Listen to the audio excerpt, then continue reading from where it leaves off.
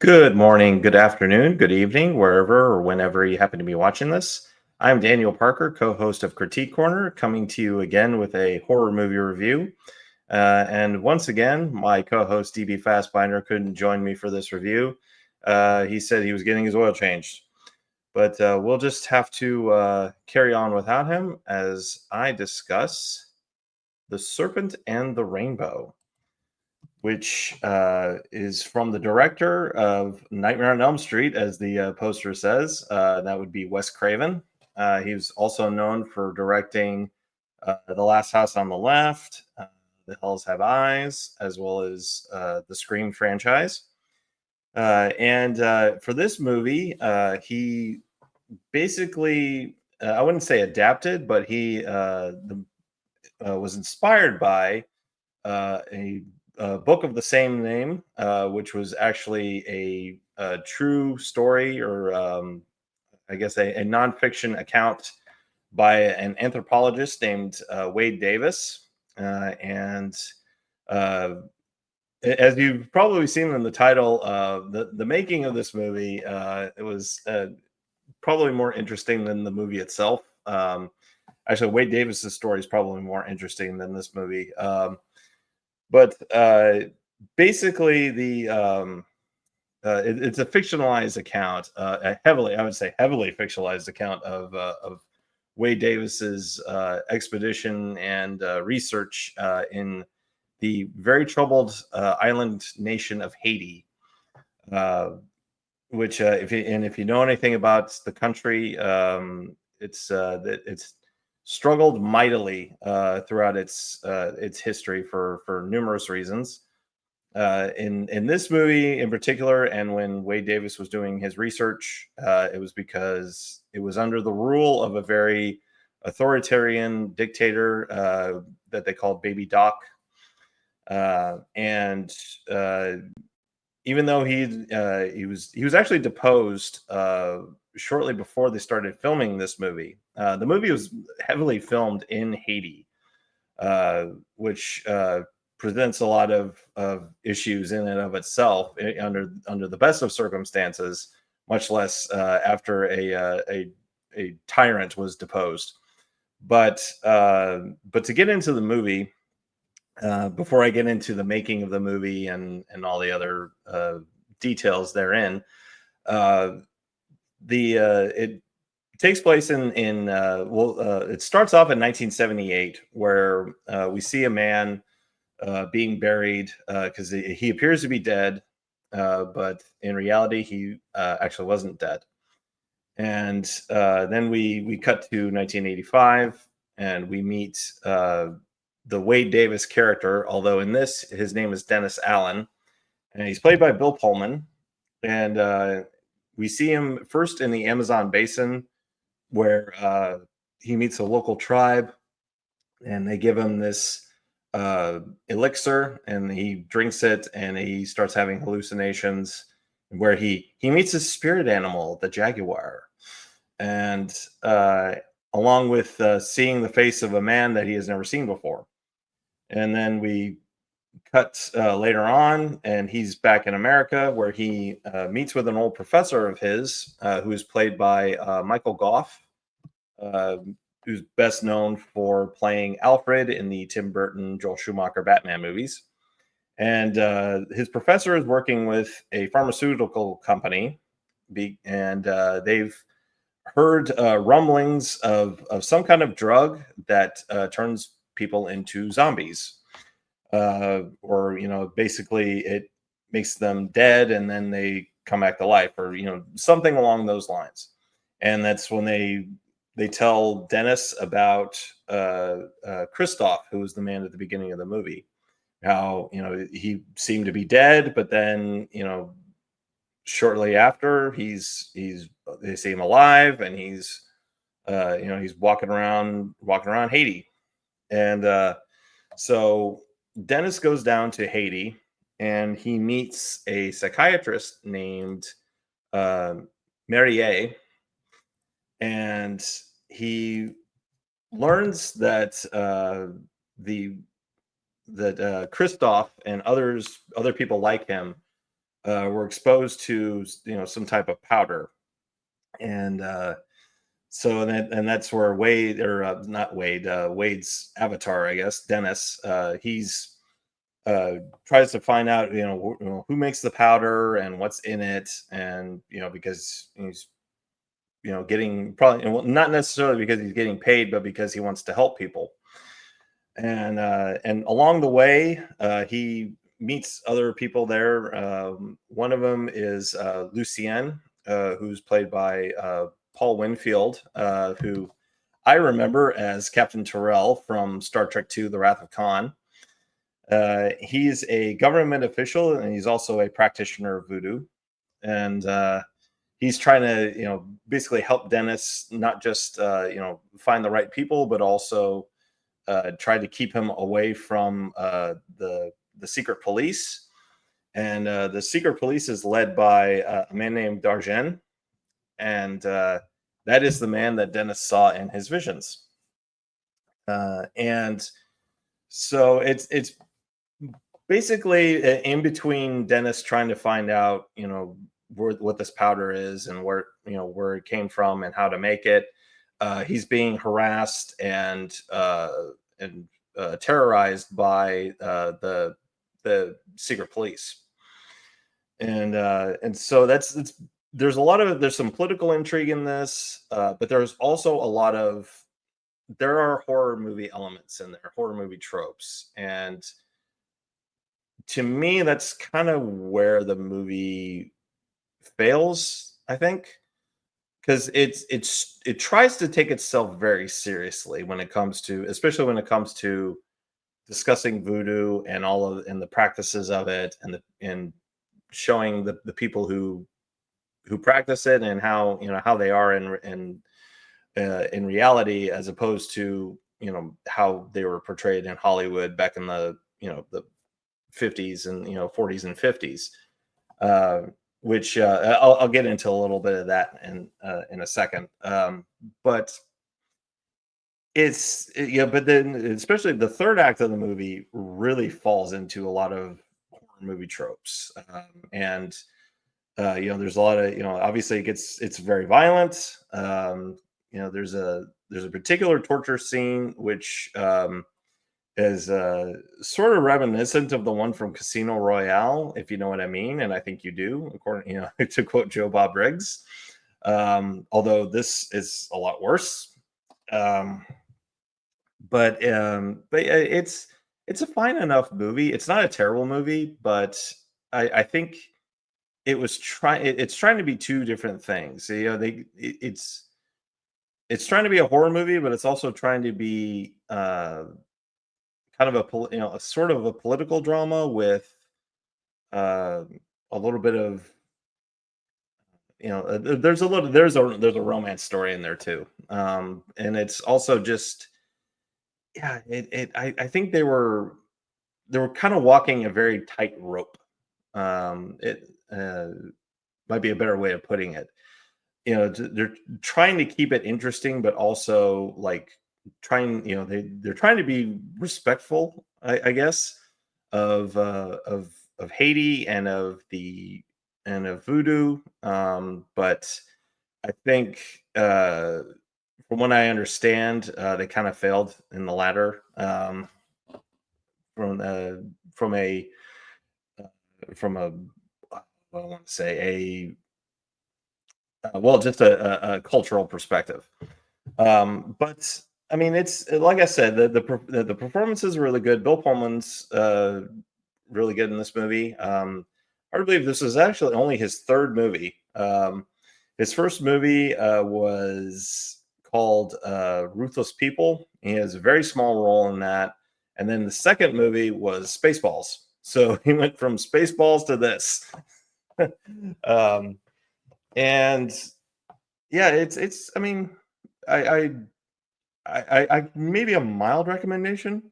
Um, it's it's certainly different, and it also falls into the what we saw in the late '80s and early '90s with Hollywood, was they were really obsessed with voodoo. There were other movies that uh, came out right around the same time, that dealt with the practice, like, or religion, like, I can't remember the name of it. It was with Martin Sheen.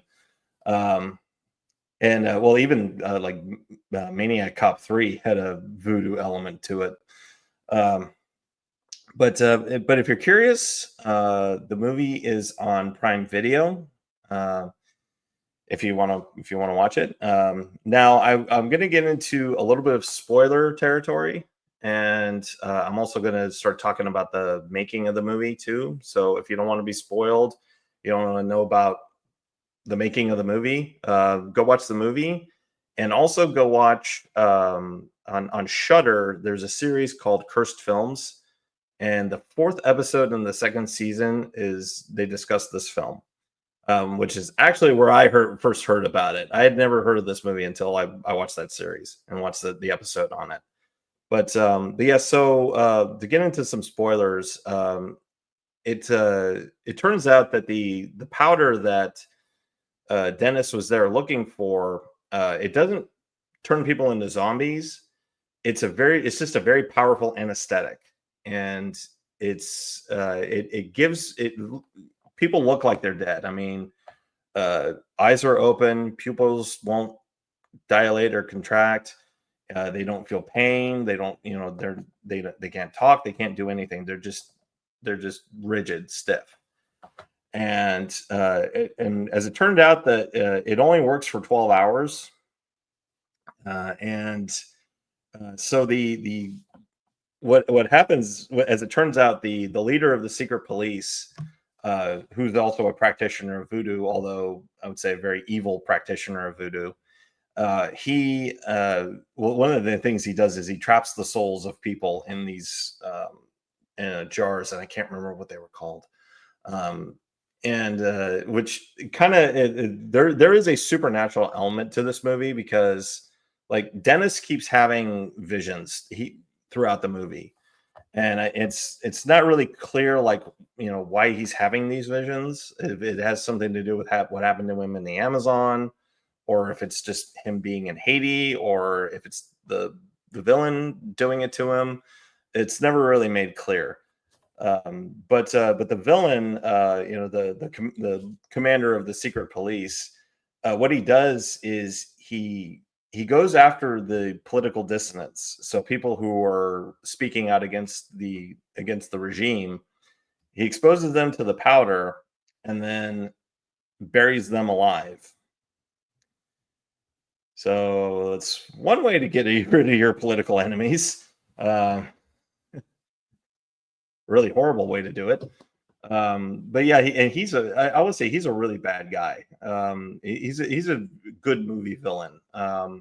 Although again, it falls into that Hollywood trope of horror movie villains, which from what I understand, Wade Davis, of course, who wrote the book and whose his journey was the inspiration for this movie, didn't really care for it, or at least he didn't like the way that it was done in this movie. He wanted it done by a director named Peter Weir, and he wanted Mel Gibson to play him in the movie, because he saw there was another movie called A Year Living Dangerously, which I've actually seen. That movie is really good, and that took place in uh, Indonesia.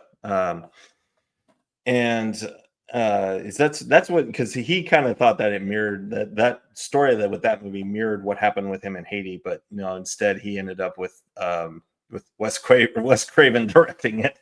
Um, but uh, but the making of the movie, as I mentioned before, they filmed the majority of it in Haiti, right after Baby Doc was deposed, and it was really just not a really safe environment for them to be down there. Especially, like, a lot of the filmmakers were very young. You had a lot of the crew who were very young, and they didn't know what they were going to expect down there.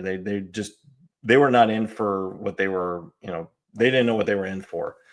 One of the makeup effects artist on the movie, he went down there because his dad didn't want to do it, And in the Cursed Films episode, his father told him, "Oh, I'm sending you to Haiti," and he thought his dad said Tahiti, and he said, "But no, it was actually to Haiti." And he said, and at the time he didn't realize that there was a difference between the two, but he says he knows now that there is. Uh, and and also Wes Craven's son worked in the art department on the movie, and both of them were talking about they did some real not so nice things in a cemetery. They were kind of digging holes in the cemetery, and they were finding like bones everywhere, uh, and they had to like move headstones around to do dolly shots, and yeah, it's just not so good things were going on there. And and also the writer on the movie, one of the writers on the movie, suffered a rather strange nervous breakdown. Apparently, he'd started hanging out with a practitioner of voodoo, and he thought that the guy had cursed him, so he just got really paranoid. And the final straw was him standing outside Wes Craven's hotel room, completely naked, smoking cigarettes. And apparently, he was standing in a circle of cigarette butts. And they just said, "Okay, you're gonna go home." And apparently Bill Pullman kind of had a similar thing where he went to a ceremony, and then he had a dream about, like flying over Africa and seeing a bunch of stuff, and so it's kind of interesting. And apparently Bill Pullman hates the name Dennis. He revealed that in the movie because they had to change the name of the character for legal reasons. And the writer told Bill Pullman, "Oh yeah, his name's Dennis." And Bill Pullman said, "I hate that name, Dennis." And but the writer said, "Yeah, I changed all the." He said he changed all of the names of the characters to Dennis. And Bill Pullman said, "Oh, that's a little glitch in the software there." um, but yeah, like I kind of alluded to before, yeah, the making of this movie is probably a more interesting story than the movie itself, or even the life of Wade Davis, because he was kind of billed as this a real life Indiana Jones. Like they showed a bunch of news articles in the Cursed Films episode where they calling him a real Indiana Jones. Um, but yeah, I mean, I would, mild recommendation for the movie. And but if you do watch the movie, and if you have a Shutter subscription, I would definitely recommend watching the Curse Films episode about this movie after you watch the movie to kind of give you some context with it. But yeah, I think I've said all I've needed to say for this movie. And before I uh, leave you all, I wanted to do some self shilling here. Um, I'm sure you all saw at the beginning of the video the trailer for Guardian Angel Part 2, which is now in demand on Indiegogo. I want to thank everybody who's backed this book, got it funded. We're at currently sitting at 49 backers, 4,300 total. I'd love to get this to 50, actually, and not only that, or more actually. And then we're $700 away from our 5K stretch goal, which is a free art print featuring Emperor Claudius of the Britannian Empire. So if you haven't backed this book yet, please do so. Link is in the description down below. Um, just real quick, just to say, if you haven't picked up a poster, we've got a couple of really cool posters. One is from Bogdan, who is the artist on the campaign or on the book. It's a tribute. Here it is, tribute to Conan the Barbarian, right here. We've also got a couple of posters featuring the beautiful Jessica Sawyer and from Lily Ketta. So pick up a poster along with a copy of the book. The book comes with the posters. So, but yeah. Thank you everybody for backing this campaign. Thank you very much for watching this video, and I will see you tomorrow for another live episode of Critique Corner. We've got DB and I have a really great show for you all. So have a good night. See you later.